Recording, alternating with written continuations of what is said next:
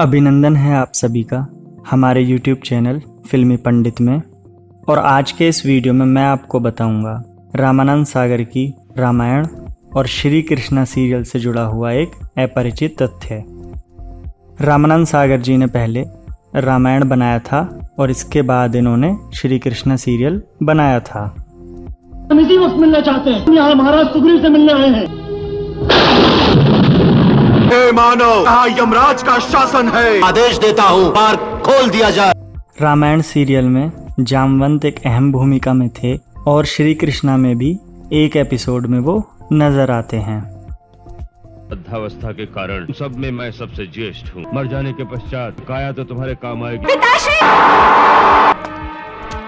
कौन हो तुम?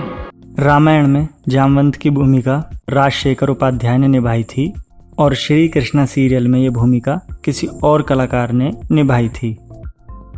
श्री कृष्णा सीरियल में जामवंत का किरदार जब आता है तब श्री कृष्ण समयंतक मणि को ढूंढते हुए जामवंत के पास आते हैं।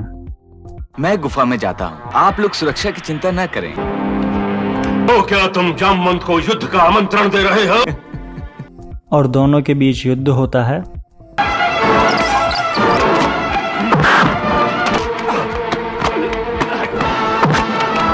और अंत में जामवंत समयंतक मणि और अपनी पुत्री जामवंती को श्री कृष्ण को सौंप देते हैं। उठो जामवंत, वर मांगो। मैं अपनी पुत्री जामवंती के लिए आपको मांगता हूँ, उसे भी स्वीकार कीजिए। अब जामवंत के इस किरदार में ध्यान देने वाली बात यह है कि राजशेखर उपाध्याय जिन्होंने रामायण में जामवंत की भूमिका निभाई और श्री कृष्णा में किसी और ही कलाकार ने भूमिका निभाई, इन दोनों की आवाज एक जैसी ही है या फिर यूं कहें एक ही है। हो हनुमान, श्री राम, उनसे भेंट हुई? अर्थात नहीं। किसकी पहचान? अच्छा, यहाँ से लौट जाओ। कौन हो तुम? कृष्ण, यहाँ किस लिए आए हो? या फिर इसे दूसरी तरह से कहें तो इन दोनों ही कलाकारों की ये आवाज नहीं है। रामानंद सागर जी ने रामायण में और श्री कृष्णा में दोनों ही सीरियल में एक ही आर्टिस्ट से इन दोनों की आवाज को डब करवाया था।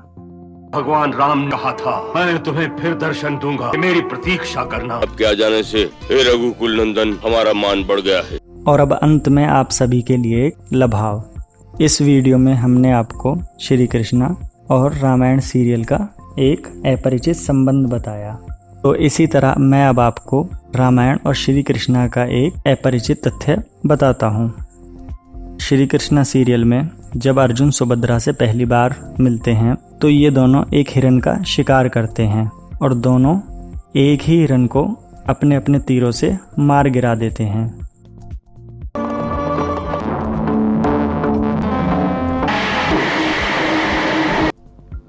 ये हिरन कोई और नहीं है बल्कि वही हिरन है जिसे सीता माता ने रामायण में देखा था और श्री राम को उसे लाने के लिए भेज दिया था।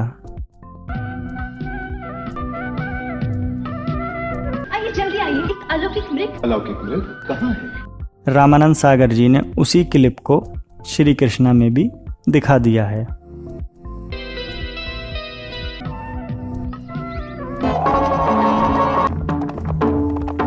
ऐसे ही और अपरिचित को जानने के लिए देखते रहिए हमारा YouTube चैनल फिल्मी पंडित। आप सभी का दिन मंगलमय हो।